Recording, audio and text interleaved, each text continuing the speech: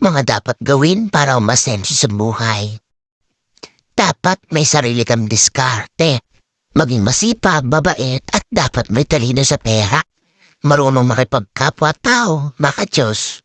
At hindi pa namura. Huwag madamot at tuso.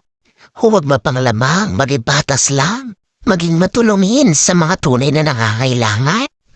Laging magpakumbaba o piling mayaman. Huwag magyabang sa kung anong meron ka. Huwag puro bisyo at sugal.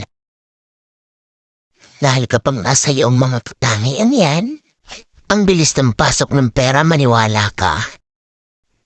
Kahit kaingkitan ka pa nila at hilahin pababa, they will never win. Dahil ang tao may mabuting puso,